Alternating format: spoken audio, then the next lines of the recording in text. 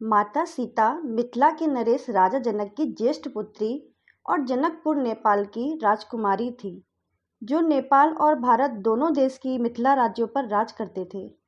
इनका विवाह अयोध्या के नरेश राजा दशरथ के ज्येष्ठ पुत्र श्री राम जी से स्वयंवर में शिव धनुष को भंग करने के उपरांत हुआ था। इन्होंने स्त्री व पतिव्रता धर्म का पूर्ण रूप से पालन किया था, जिसके कारण इनका नाम बहुत आदर से लिया जाता है। त्रेता युग में इन्हें सौभाग्य से देवी लक्ष्मी का अवतार भी कहा जाता है। माता सीता का राम जी के साथ विवाह के पश्चात उनका एक नियम था। वो प्रतिदिन राम जी को नित्यनेम की कहानी सुनाया करती थी और प्रतिदिन राम जी भी उनकी कहानी को बड़े चाव से सुनते थे। माता सीता नित्यनेम की कथा कहने के बाद ही अन्न व जल ग्रहण करती थी। एक दिन श्री राम को किसी काम के कारण बाहर जाना पड़ा, तो सीता माता कहने लगी कि भगवान, मेरा तो 12 वर्ष का नित्यनेम है, अब आप बाहर जाएंगे तो मैं कहानी किसे सुनाऊंगी। तब प्रभु श्री राम जी ने कहा कि तुम कुएं की पाल पर बैठ जाना और वहां जो औरतें पानी भरने आएंगी उन्हें तुम अपनी कहानी सुना देना। सीता माता कुएं की पाल पर जाकर बैठ जाती हैं। एक स्त्री आई, उसने रेशम की जरी की साड़ी पहन रखी थी और सोने का घड़ा ले रखा था। सीता माता उसे देखती हैं और कहती हैं कि बहन, मेरा 12 वर्ष का नित्यनेम है, क्या तुम मेरा नित्यनेम सुनोगी। वह स्त्री बोली कि मैं तुम्हारा नित्यनेम नहीं सुनूंगी, मुझे तो घर जाने के लिए देर हो रही है और अगर मैं देर से घर गई तो मेरी सास मुझसे झगड़ा भी करेगी। उसने कहानी नहीं सुनी और वहां से चली गई। जाने के पश्चात उसकी रेशम जरी की साड़ी फट गई, सोने का घड़ा मिट्टी में बदल गया। जब सास ने देखा तो उसने पूछा कि ये किसका दोष अपने सिर लेके आ गई। बहू ने कहा कि कुएं की पाल पर एक औरत बैठी थी, उसने कहानी सुनने के लिए कहा, लेकिन मैंने उसकी कहानी नहीं सुनी और उसका ये फल है। बहू की बात सुनकर अगले ही दिन सास उसी साड़ी को पहनकर और घड़ा लेकर कुएं की पाल पर गई।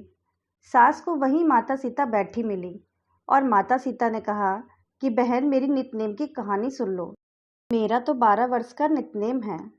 सास बोली, एक बार छोड़ो, आप मुझे 4 बार कहानी सुना दो।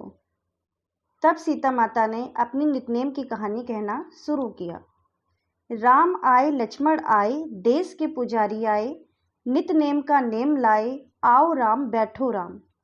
तपी रसोई जियो राम, माखन मिश्री खाओ राम, दूध बतासा पियो राम, सूत के पलका मोठो राम। साल दुसाला पोठो राम, साल दुसाला ओढ़ो राम। जब बोलूं तब राम ही राम, राम सवारे सबके काम। खाली घर भंडार भरेंगे, सबका बेड़ा पार करेंगे। जय श्री राम, जय श्री राम। तब सास बोली कि बहन, तुम्हारी कहानी तो बहुत अच्छी लगी। सास खुश होकर अपने घर की ओर चली गई और घर पहुंचते ही उसकी साड़ी फिर से रेशम जरी की बन गई और जो मिट्टी का घड़ा था वो फिर से सोने के घड़े में बदल गया। बहू कहने लगी कि सासू माँ, आपने ये सब कैसे किया। ये साड़ी तो फट गई थी और ये सोने का घड़ा तो मिट्टी का घड़ा बन गया था।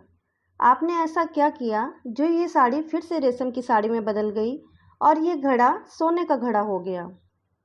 तब सास बोली कि बहू, तू दोष लगा के आई थी और मैं अब दोष उतार कर आई हूँ।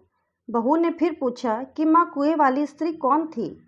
तब सास बोली, वे सीता माता थी। वे पुराने से नया कर देती हैं, खाली घर में भंडार भर देती हैं। वह स्वयं लक्ष्मी जी हैं और लक्ष्मी जी का वास वो घर में कर देती हैं।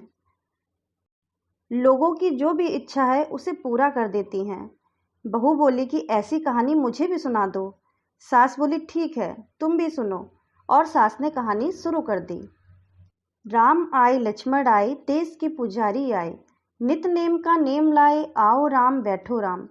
तपी रसोई जियो राम, माखन मिश्री खाओ राम, दूध बतासा पियो राम, सूत के पलका मोठो राम। साल दुसाला पोठो राम, साल दुसाला ओढ़ो राम। जब बोलूं जब राम ही राम, राम सवारे सबके काम। खाली घर भंडार भरेंगे, सबका बेड़ा पार करेंगे। जय श्री राम, जय श्री राम। कहानी सुनकर बहू बोली कि कहानी तो बहुत अच्छी है माँ। सास ने कहा, ठीक है बहू, आज से ये कहानी हम रोज कहा करेंगे। अब सास और बहू रोज सवेरे उठती, नहाती धोती और पूजा करने के बाद नित्य नेम की सीता माता की कहानी कहती। एक दिन उनके यहाँ एक पड़ोसन आई और वो बोली कि बहन जरा सी आँच दे देना। सास बोली कि आज तो अभी हमने जलाई नहीं है। पड़ोसन ने कहा कि तुम सुबह 4 बजे से उठकर क्या करती हो? उन्होंने कहा कि सुबह उठकर हम पूजा किया करते हैं, फिर माता सीता की नित्यनेम की कहानी कहते हैं। पड़ोसन ने उनकी बात सुनकर फिर से कहा कि सीता माता की कहानी कहने से तुम्हें क्या मिला और ये कहानी कैसी है, मुझे भी सुना दो। वे बोली कि इनकी कहानी कहने से घर में भंडार भर जाते हैं, सारे काम सिद्ध हो जाते हैं और घर में लक्ष्मी जी का वास हो जाता है, मन की सारी इच्छाएं पूर्ण हो जाती हैं। पड़ोसन कहती है कि बहन ऐसी कहानी तो मुझे भी सुना दो, मेरे ऊपर भी माता सीता की कृपा हो जाएगी। तो वह बोली कि ठीक है, तुम भी ये कहानी सुन लो। आए राम लक्ष्मण आए, देश के पुजारी आए, नित नेम का नेम लाए, आओ राम बैठो राम, तपी रसोई जियो राम, माखन मिश्री खाओ राम, दूध बतासा पियो राम, सूत के पलका मोठो राम, साल दुसाला पोठो राम, साल दुसाला ओढ़ो राम, जब बोलू जब राम ही राम, राम सवारे सबके काम, खाली घर भंडार भरेंगे, सबका बेड़ा पार करेंगे, जय श्री राम जय श्री राम। सारी कहानी सुनने के बाद पड़ोसन कहने लगी कि बहन कहानी तो मुझे बहुत अच्छी लगी, आज से मैं भी रोज नित्यनेम की कथा कहा करूँगी। अब पड़ोसन भी नित्यनेम सीता माता की कहानी कहने लगी। कहानी कहने से सीता माता की कृपा से पड़ोसन के भी भंडार भर गए। अब तो पूरे मोहल्ले में नित्यनेम की कथा की चर्चा होने लगी। सभी लोग सुबह उठकर स्नान कर कर माता सीता की नित्यनेम की कथा कहने लगी और हर किसी की भी मनोकामना पूर्ण होने लगी। सबके घर के भंडार भरने लगे। हे माता सीता, जैसे आपने उनके भंडार भरे वैसे हमारे भी भंडार भरना, कहानी सुनने वालों के भी और कहानी कहने वालों के भी, सभी के भंडार भरना। उत्तर प्रदेश, बिहार, हिमाचल प्रदेश और हरियाणा के कुछ क्षेत्रों में भी आज भी ये कथा सीता जयंती पर बड़े चाव से सुनी जाती है। बोलो सीता माता की जय हो। जय श्री राम। अगर आप सभी भक्तों को ये कथा पसंद आई हो तो प्लीज़ हमारे चैनल को लाइक करिए, सब्सक्राइब करिए और शेयर करिए और कमेंट बॉक्स में जय श्री राम लिखना ना भूलें। कहानी सुनने के लिए धन्यवाद भक्तों।